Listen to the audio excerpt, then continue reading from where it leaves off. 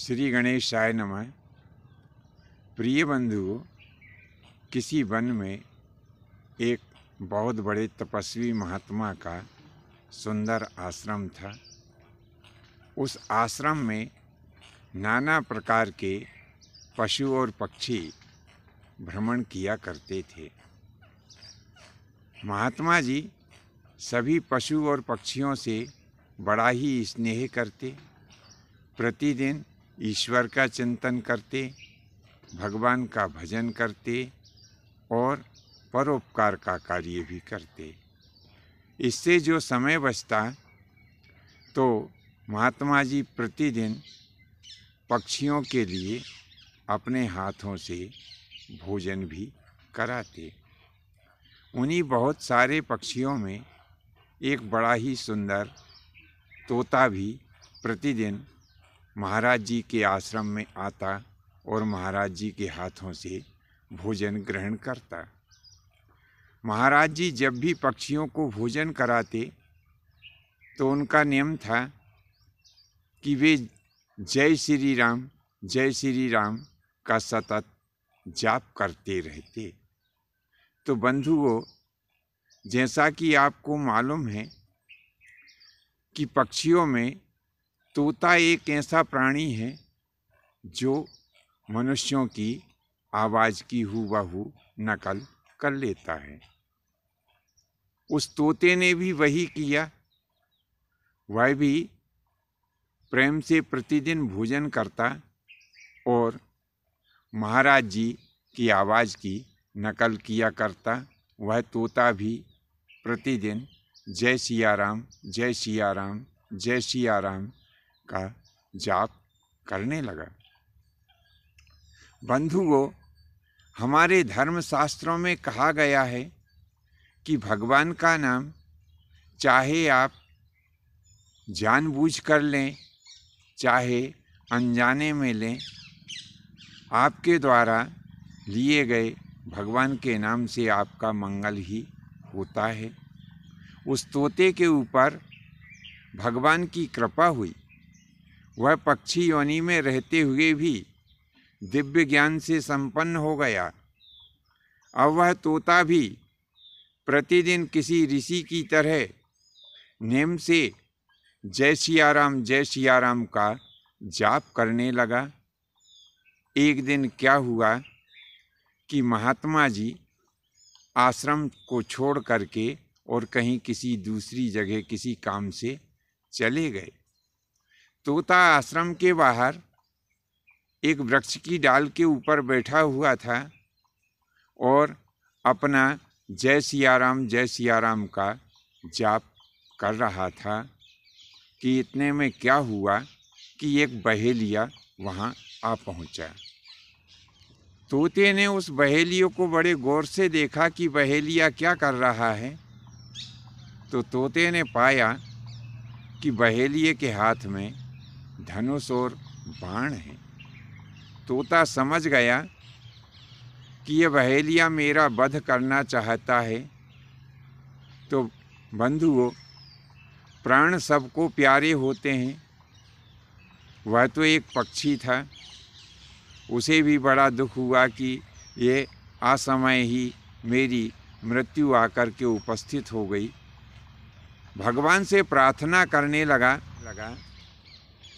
कि हे दीनदयाल, हे शरण में आए हुए की रक्षा करने वाले प्रभु, इस बहेलिये से मेरी रक्षा कीजिए। ऐसे प्रार्थना करते करते तोते ने कुछ स्वयं का भी साहस जुटाया। विचार करने लगा कि यहाँ से उड़कर और किसी दूसरे पेड़ पर जाकर के बैठ जाएं। ऐसा जैसे ही तोते ने विचार किया और ऊपर उसने अपनी गर्दन को घुमाया कि अब मैं बस यहाँ से इस डाल का त्याग करके दूसरी डाल पर जाकर के बैठ जाऊँगा। ऐसा जब तोते ने विचार किया तो ऊपर क्या देखा कि ऊपर बाज मंडरा रहा है। तोता दो पाटों के बीच में फंस गया। यदि डाल के ऊपर बैठा रहता है तो बहेलिया मार डालेगा, और ऊपर उड़ता है तो बाज उसे पकड़ लेगा। तोता मन ही मन भगवान से प्रार्थना करने लगा, हे दीन दयालु, हे शरण में आए हुए की रक्षा करने वाले जगत के नाथ भगवान श्री राम, मैं आपकी शरण को प्राप्त हुआ हूं। तोते की पुकार भगवान तक पहुंच गई। क्या हुआ कि इधर बहेलिए ने तोते को लक्ष्य करके बाण मारना चाहा कि उसी समय जहां बहेलिया खड़ा हुआ था वहां पास में एक बामी भी थी। बामी यानी जिसमें सर्प रहा करते हैं। तो उस बामी में से एक सर्प निकला और उसने बहेलिये को डस लिया। बहेलिया तुरंत ही वहां पर मर गया, लेकिन उसके तीर से जो बाण छूट चुका था वो अपने लक्ष्य से भटक गया। बाण सही निशाने पर नहीं पहुंचा। कहाँ पहुंच गया? जहां ऊपर बाज मंडरा रहा था, ऊपर जहां पर बाज उड़ रहा था, तो वो बाण उस बाज को जा कर के लगा। तो बहेलिया भी मर गया और बाज भी मर गया। भगवान उस तोते की तपस्या से इतने प्रसन्न हुए कि स्वयं उसे दर्शन देने के लिए वहां पर आ गए। भगवान ने उस तोते को दर्शन दिया और एक दिव्य विमान में बिठा करके अपने लोक को ले गए।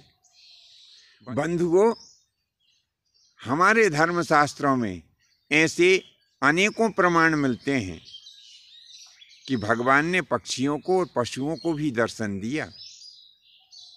जैसे सुखदेव मुनि जो पहले तोते के रूप में थे और बाद में फिर वेद व्यास की पत्नी के गर्भ से उत्पन्न हुए और परमहंस के रूप में महान मुनि की योग्यता उन्होंने प्राप्त की।